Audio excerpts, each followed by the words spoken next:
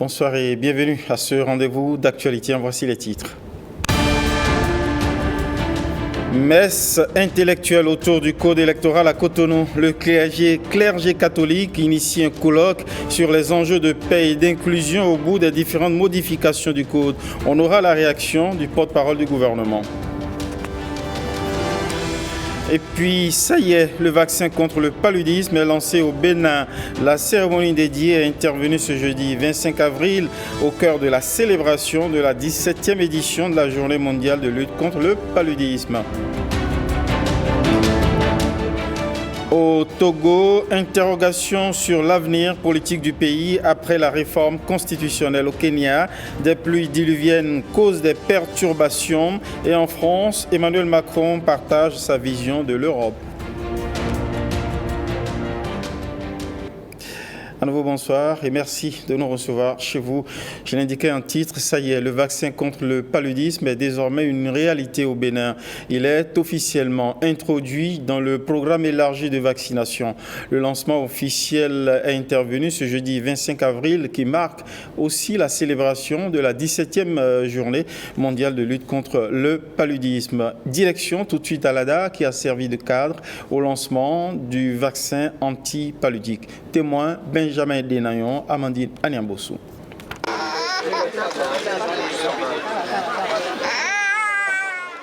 Fenou, 6 mois, vient de recevoir sa première dose du vaccin contre le paludisme. L'introduction de ce vaccin dans le programme élargi de vaccination vise un objectif, réduire les cas graves de paludisme. Nous avons la chance de bénéficier de vaccins rigoureusement testés, offrant une voie prometteuse vers une protection durable contre cette pathologie dévastatrice. L'introduction aujourd'hui du vaccin anti-paludique souligne une fois de plus l'engagement du gouvernement du Bénin à intensifier ses efforts d'éradication du paludisme. Malgré les efforts et l'investissement, le paludisme demeure encore un problème de santé publique, surtout au Bénin. Le vaccin contre le paludisme est une opportunité pour les pays. C'est un progrès remarquable dans la lutte contre cette maladie mortelle. L'administration du vaccin antipaludique permettra de contrôler la maladie et de sauver des dizaines de milliers de vies chaque année. L'introduction du vaccin est à ce titre un arsenal important qui est recommandé par l'OMS depuis octobre 2021 chez les enfants en Afrique.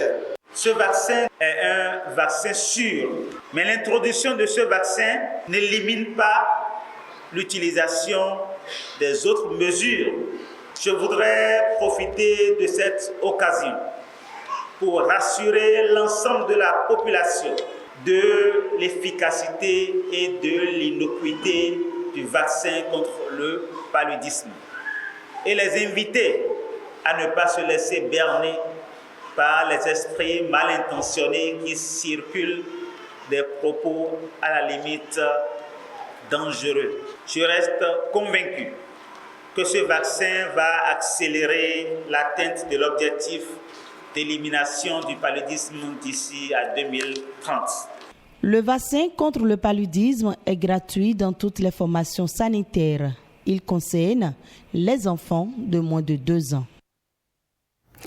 On profite de la semaine mondiale de la vaccination pour vous offrir une immersion dans une séance vaccinale à Cotonou. Et c'est Ramatou Lawani, Françoise Insou et Ariane Da Silva qui nous y invitent.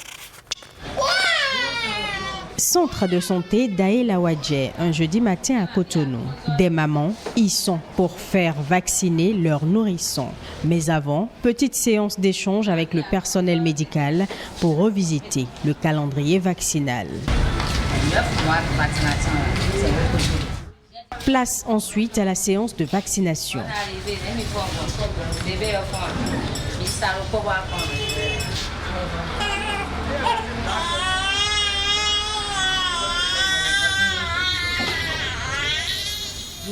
J'ai retenu que dès la naissance, il faut venir faire vacciner l'enfant au bras. Il y a 6 semaines, on fait vacciner l'enfant au bras et à la cuisse. À 2 mois et demi, la même dose au bras et à la cuisse. À 3 mois et demi, la même dose au bras et à la cuisse. À 6 semaines, on vient avec l'enfant pour prendre les vitamines.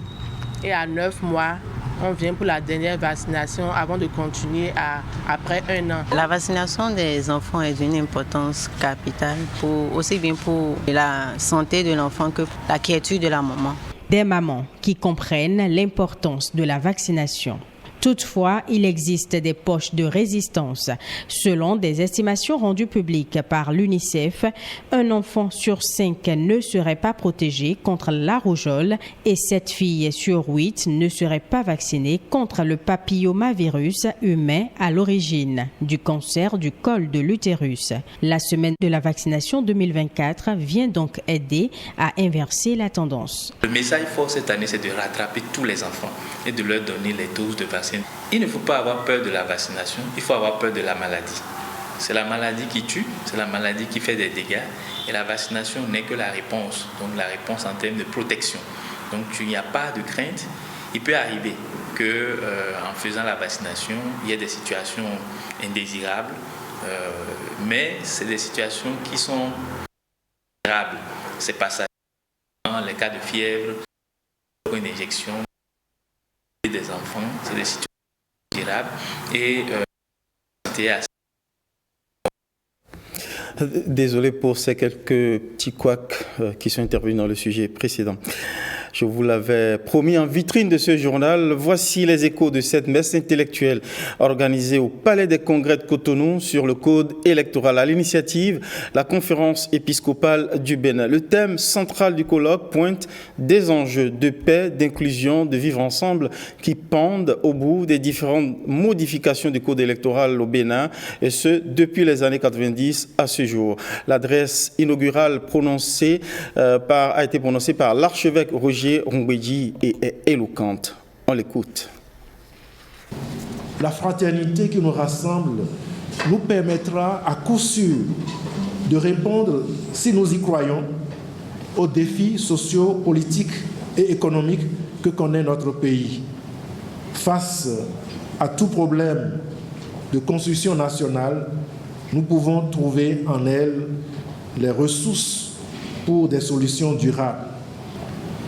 Nous ne pouvons rester sans rien faire, ni laisser le peuple béninois aller à son mécontentement, ni les partis politiques à leur division. Le devoir est alors grand et nous y sommes tous et toutes conviés.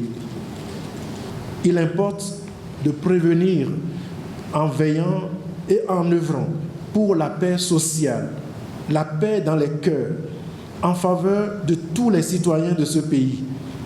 Il ne s'agit pas d'une paix abstraite, mais de la paix concrète pour soi et pour les autres. La paix qui aide à construire le vivre ensemble. Nous sommes les acteurs et actrices de cette paix sociale, celle qui vient de Dieu et qui constitue le fondement de la famille que nous formons. Que nul ne reste campé sur sa position, que nul ne se radicalise, que nul ne se mette dans une condition d'étouffement ou d'enfermement qui empêche les autres d'exister. Pour avoir pris part en ce lieu au débat où seront examinées les vraies questions du devenir de notre peuple, éradiquons de nos cœurs tout ce qui, en rapport à l'organisation des prochaines élections, remettrait en cause la paix sociale, la paix dans les cœurs et dans nos comportements. Désarmons notre esprit, libérons-le de tout ce qui peut nous porter à accuser les gouvernants, les différents acteurs politiques et ceux qui ne sont pas de notre bord politique. Ne faisons pas de cette rencontre ce qu'elle ne devrait pas être. Dans l'esprit du dernier message des leaders religieux, elle est une invitation de l'Église à prendre conscience de la fraternité qui nous lie. Et puis ce colloque de la conférence épiscopale du Bénin intervient à un moment où le nouveau code électoral suscite des craintes d'exclusion chez l'opposition et des réserves au sein de plusieurs organisations de la société civile. Invité à se prononcer sur l'actualité, le porte-parole du gouvernement réagit à l'initiative du colloque organisé par le clergé. Wilfried Léandrongbédi déplore une démarche qui manque de la neutralité qui sied à la posture d'un médiateur. On l'écoute. Ne comptez pas sur moi pour critiquer le clergé catholique. Ce n'est pas notre intention. Par contre, je peux vous dire que ce que je trouve de critiquable, voire de condamnable dans la démarche du clergé catholique. Je dis, je ne critique pas l'attitude du clergé, mais je peux mettre l'accent sur ce qu'il me paraît être critiquable, voire condamnable dans la démarche. Parce que vous avez dit tout à l'heure que c'est un rôle de médiateur, n'est-ce pas? Donc un arbitre. En tout cas, pour nous, c'est ce qu'on observe. Or, vous avez dû observer qu'avant même le vote de ce code, le clergé catholique, comme certaines organisations de la société civile, se sont dépêchés de faire ce que j'appelle une dénonciation a priori. Ils avaient une certaine crainte par rapport à une disposition qui, d'après leur compréhension de ce moment-là, aurait été de nature à empêcher certains partis, même représentés à l'Assemblée nationale aujourd'hui, d'avoir leur candidat pour la présidentielle de 2026. Depuis, chacun a pu voir que le code qui a été voté n'a pas cette vocation. On n'a pas entendu le clergé revenir pour dire on s'était trompé, bon, ou bien on a voulu juste alerter pour que ça n'aille pas dans ce sens-là. On n'a pas vu ça. J'ai dit, il y a eu une déclaration a priori. Ensuite, une fois que le code a été voté, ce qui était minoritaire à l'Assemblée nationale, dont certains des amendements ont été pris en compte dans ce code, mais qui n'ont pas trouvé satisfaction sur certains autres aspects du code, se sont dépêchés d'aller se plaindre au clergé, n'est-ce pas? Entre autres. Vous avez suivi, comme nous tous. Là aussi, il ne m'a pas semblé, après cela, que le clergé se soit fendu d'un courrier, d'une demande au gouvernement ou à l'Assemblée nationale pour comprendre les tenants aboutissants, l'exposé des motifs de ce code, se faire une idée avant de convoquer ce colloque. L'arbitre neutre, le médiateur aurait fait exactement ça. Écoute tout le temps. Et pour le colloque que vous évoquez, j'aurais, et cela s'entendrait bien, j'aurais bien voulu voir le clergé solliciter de l'Assemblée nationale, par exemple, de lui mettre à disposition le président de la commission des lois pour venir exposer à cette occasion-là les tenants et aboutissants de la loi, donc l'exposé des motifs. Et après, que les députés de toute obédience viennent faire débat. Ce n'est pas, je ne dis pas qu'ils n'ont pas invité l'Assemblée, mais je dis invité pour que ça soit présenté par les gens qui devraient le faire. Donc je n'ai pas vu ça. Vous avez le sentiment que ce colloque est un ensemble de communication à charge contre le code? Bien, moi je sais maintenant apprécier un peu la charge des mots, comme vous. J'ai été, à titre personnel, invité, mais je trouve que la démarche, elle est critiquable et elle est condamnable, d'autant qu'elle vient du clergé catholique. Et on peut s'attarder un peu sur l'histoire. On peut s'attarder un peu sur l'histoire de l'Église catholique, qui, elle, mieux que toute autre organisation, est bien placée pour comprendre la portée des réformes. Parce que pour que l'Église catholique soit ce qu'elle est aujourd'hui, et pour que ses acteurs en soient fiers, il aura fallu, à un moment donné aussi, le courage réformateur d'un certain Grégoire VII, quand il arrive à la papauté, avec les mesures fortes, les réformes, pour redorer le blason de l'Église. Or, toute chose que nous faisons aujourd'hui vise à faire quoi? Réhabiliter notre pays, faire en sorte que les pratiques changent dans le bon sens, qu'elles portent le pays vers le haut, vers l'avant. Même si sur l'instant, c'est difficile. Et les cléricaux peuvent revisiter l'histoire de l'Église, se rendront compte que quand les réformes se faisaient sous Grégoire VII aussi, c'était pas facile à vivre.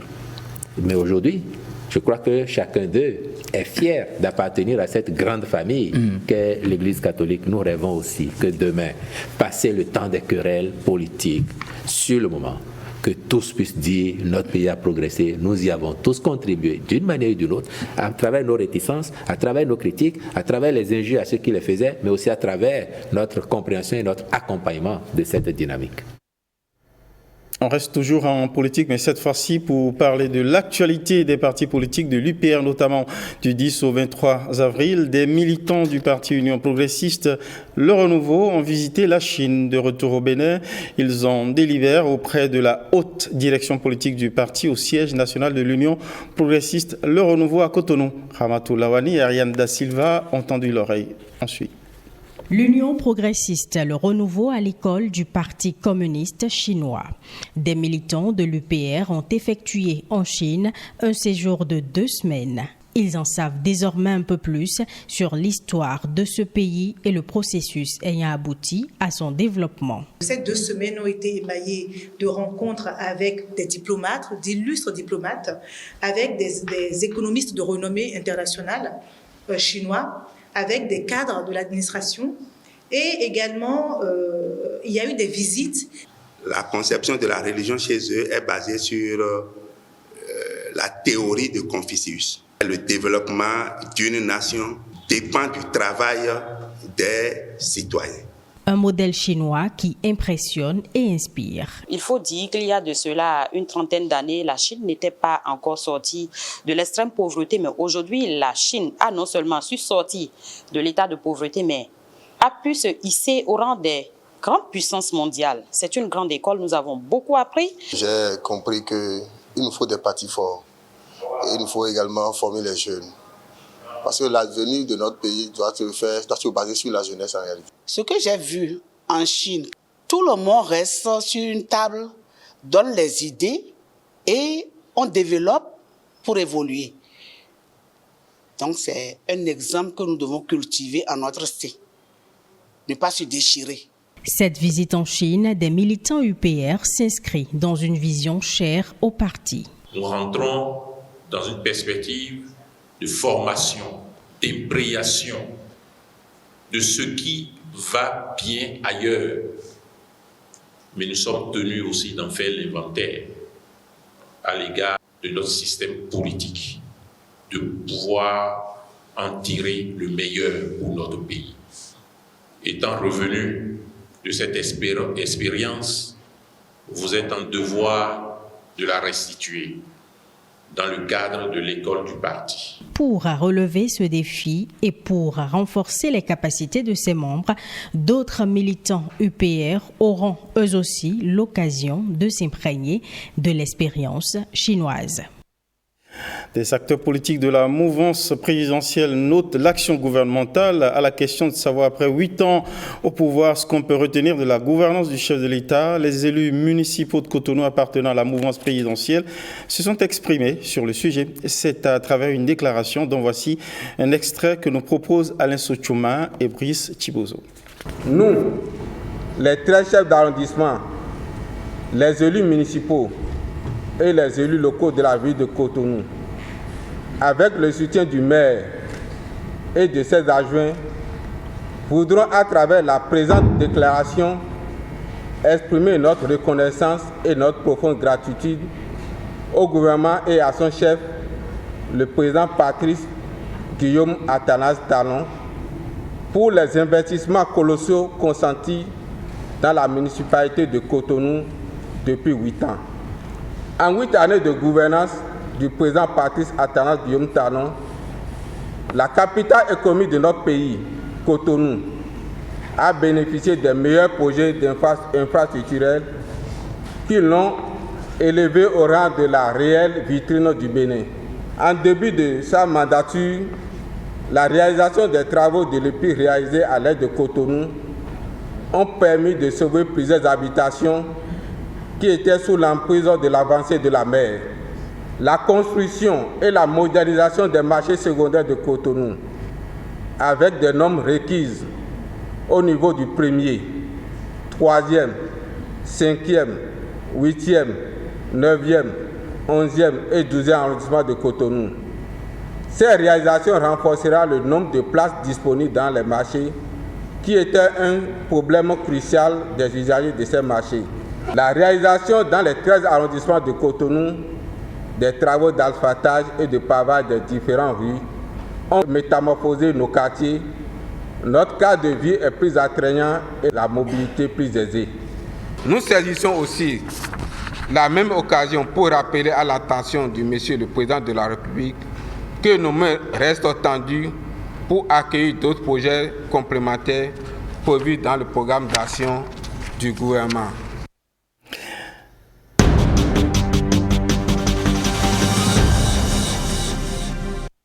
Les infrastructures routières représentent un chantier majeur au cœur de la gouvernance Talon.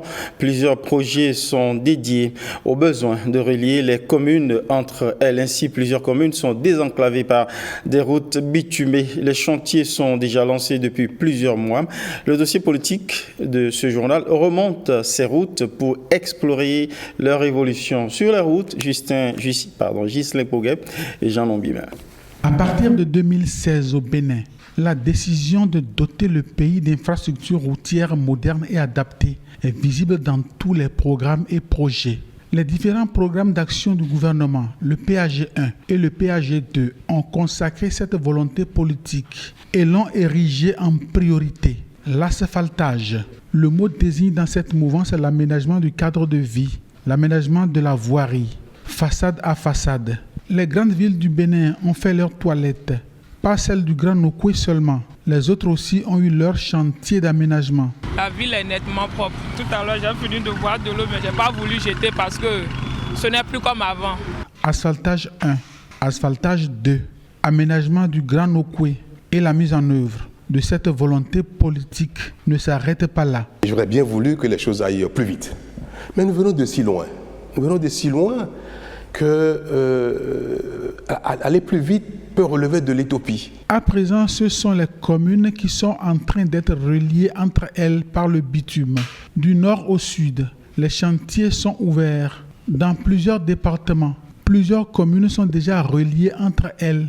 Dans le département de la Libori, l'axe Kandi-Manaville relie les deux communes et Gogounou à Kandi. La structure dans son ensemble a été revue avec une consistance des travaux qui a considérablement changé. La route Guinée-Kandi, c'est vraiment super. On ne sait pas comment même qualifier ça. Félicitations pour le gouvernement, rupture. La traversée de la ville de Kandi, il est prévu par la suite un aménagement de 2 fois d'œuvres des suites de revendications de la population de Kandi. Tchaourou dans les collines est relié à Bétérou. La route Bétérou-Tchaourou-Kassoala, vraiment c'est une route très capitale pour la commune. Ce axe relie directement la Donga. Quand il n'y avait pas le goudron, c'était difficile. Maintenant que nous l'avons, la circulation est aisée. Nous sommes très contents. Nous prions pour l'auteur de ces œuvres, que Dieu lui donne la santé et une longue vie. Vraiment, nous sommes contents. On le remercie infiniment même. Que les mains de nos ancêtres nous le bénissent. Dans la Donga, Djougou est relié à Banikwara par Peunko et Kéru. C'est une route qui avait été abandonnée. Aujourd'hui, on voit que les populations en ont vraiment besoin. Franchement, c'est une très bonne chose d'avoir décidé de faire cette route-là. De Banikwara jusqu'à la frontière Burkina Faso, la route est construite. Le bitume relie désormais Guessou Sud à Sinandé en traversant Fort Bouré, connectant ainsi Bembereke à Sinandé. On remercie Dieu et notre gouvernement. La voie est bonne. Actuellement, on est content. C'est vraiment la route à bitumer. Ça fait partie des rêves des populations de la commune de Sinandé. La route Sinandé-Fort-Bouré-Guessou Sud, en reliant la commune de Sinandé à celle de Bembereke, désenclave un grenier de la localité. La commune de Sinandé est une commune agricole. Je vous rappelle que le Sinandé est la 4e commune sur le plan national productrice de coton et, disons, la première commune productrice du maïs du Bénin. Le prix du maïs, par exemple, il y a une différence de près de 3 000 entre Bembereke et Sinandé. Avec le transport, le coût de revient devient plus cher. Donc, les populations de Sinandé perdent 2 à 3 000 francs par sac de maïs vendu. Mais c'est la fête, c'est la joie partout.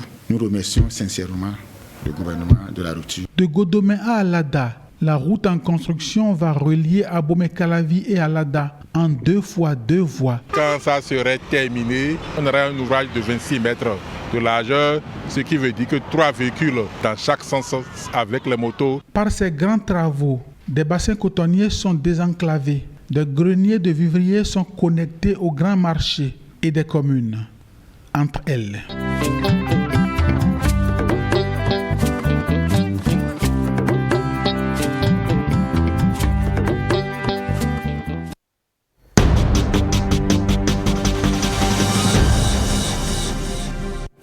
Longtemps resté l'apanage du genre masculin, la technologie, le numérique ou encore le digital ne sont plus étrangers aux femmes. Sous plusieurs casquettes, elles envahissent et investissent de plus en plus l'univers des télécommunications et émergent. À l'occasion de la journée de la jeune fille TIC, nous sommes allés à la rencontre de cracks féminins des nouvelles technologies. Vous allez le voir, elles sont très conquérantes. Les images avec Rebecca Kendiaoulé. Ces images ne sont pas l'œuvre d'une intelligence artificielle, mais plutôt celle de cette jeune femme, Olanike Tidjani. Olanike est graphiste, designer et illustratrice. Après son baccalauréat, elle fait des études en télécommunications et obtient son diplôme d'ingénieur en génie télécom éthique. Mes premiers pas dans le digital étaient la programmation. Je m'intéressais beaucoup à la programmation informatique, je créais des sites web, etc. Et en faisant des sites web, en créant des choses, j'ai appris ce qu'on appelait l'UX design, l'UX design. Donc en faisant l'UX design, j'ai commencé à aimer le graphic design. Et en faisant ça, petit à petit, j'ai découvert ce que c'était l'illustration, etc. Graphiste, designer, développeur, community management, data analyst, cybersécurité. Les métiers des nouvelles technologies de l'information et de la communication sont à foison. Quand j'ai eu le bac, j'ai commencé à me demander les métiers qui seraient en vogue et j'avais un amour particulier pour l'informatique parce que j'ai découvert l'ordinateur. Enfin, j'en connaissais déjà, mais j'ai commencé à beaucoup plus utiliser l'ordinateur à la maison. Et c'est quelque chose qui m'a beaucoup plu. Donc, je me suis dit, pourquoi pas me lancer dans cette filière-là. L'intelligence artificielle, c'est cette capacité-là de faire accomplir à l'ordinateur ou de faire imiter à l'ordinateur l'intelligence humaine. Donc, pour moi, j'ai trouvé ça totalement passionnant. Le charisme d'abord qu'il faut et la manière de... Nul besoin d'être un féru des sciences pour embrasser ce milieu qui offre d'énormes opportunités à la jeunesse. Et les jeunes filles en sont davantage conscientes. Contrairement aux années antérieures, elles envahissent aujourd'hui le secteur. Pour les encourager et susciter davantage leur adhésion à ce secteur en pleine expansion, l'Union internationale des télécommunications encourage les pays membres à célébrer les jeunes filles dans les secteurs des TIC le 25 avril. National, Aurélie Adam Soulé Zoumarou et son équipe ont prévu une initiation aux notions de base en informatique, à la robotique ou au développement web à 240 jeunes filles, et ce, dans plusieurs localités. Une séance d'échange et de partage d'expériences avec les étudiantes issues des universités et écoles technologiques, mais aussi une distribution de guides sur les métiers du numérique.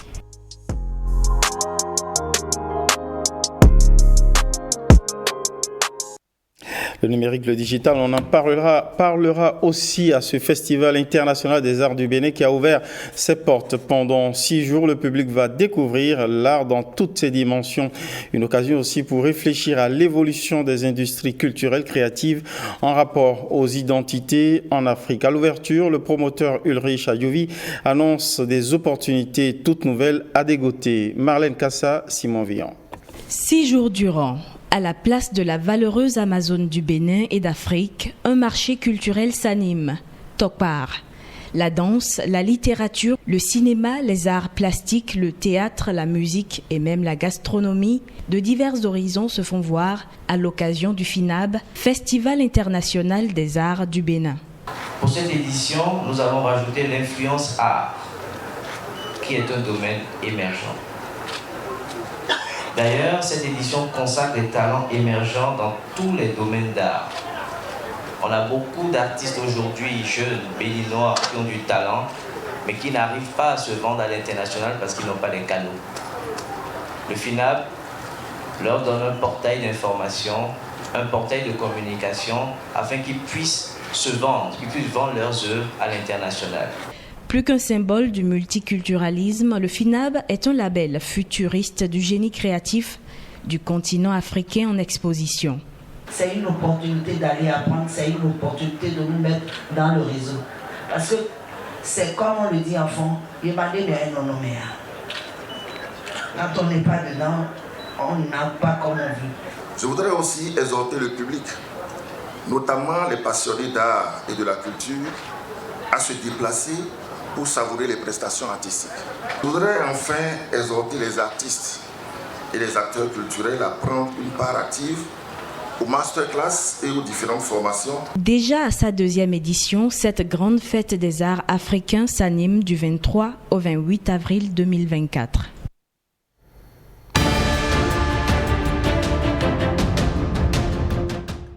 L'actualité internationale nous amène au Togo, au Kenya et en France. Tout de suite, voici la compilation. Au Togo, les partis d'opposition s'inquiètent de la mainmise continue sur le pouvoir par le parti en exercice, l'Union pour la République. Les élections parlementaires prochaines sont pour le 29 avril 2024. En début de ce mois, les législateurs ont approuvé la réforme constitutionnelle qui fait passer le pays d'un système présidentiel à un système parlementaire. Un expert juridique explique la réforme et son impact sur la vie politique du pays. Celui qui va véritablement gouverner désormais sera celui qu'on appelle le président du Conseil des ministres. C'est un peu le rôle de chancelier en Allemagne, le rôle de Premier ministre en Grande-Bretagne. L'alternance et la limitation de mandat ne peuvent intervenir que dans le cadre de la majorité parlementaire. C'est-à-dire, si le parti qui gouverne n'a plus la majorité à un moment donné, en ce moment-là, ce parti ne gouvernera plus et il y aura alternance. Donc je crois que l'opposition aussi peut avoir la possibilité de contester. Et si un jour la donne changeait sur le plan de la majorité, peut-être qu'elle peut avoir l'occasion de revenir à la Constitution de 92 ou alors de mettre en place une nouvelle Constitution.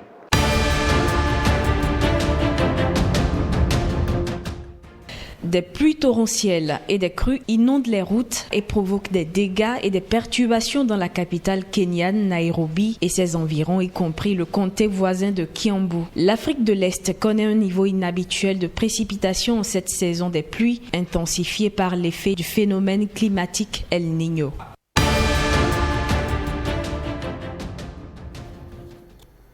Le président français Emmanuel Macron a tenu un discours sur l'Europe ce jeudi 25 avril 2024 à la Sorbonne. Il a détaillé sa vision de gouvernance de cette partie du monde sur divers plans dans les années à venir. Emmanuel Macron évoque entre autres les politiques économiques et commerciales à mener et les secteurs stratégiques où investir. Il y a une première chose qui me semble caduque. On ne peut pas avoir une politique monétaire dont le seul objectif est un objectif d'inflation. Qui plus est dans un environnement économique où la décarbonation est un facteur d'augmentation des prix structurels. Nous devons lever le débat théorique et politique de savoir comment intégrer dans les objectifs de la Banque centrale européenne au moins un objectif de croissance, voire un objectif de décarbonation, en tout cas de climat pour nos économies. Décidons maintenant de faire de l'Europe un leader mondial d'ici 2030 dans 5 secteurs parmi les plus émergents et les plus stratégiques.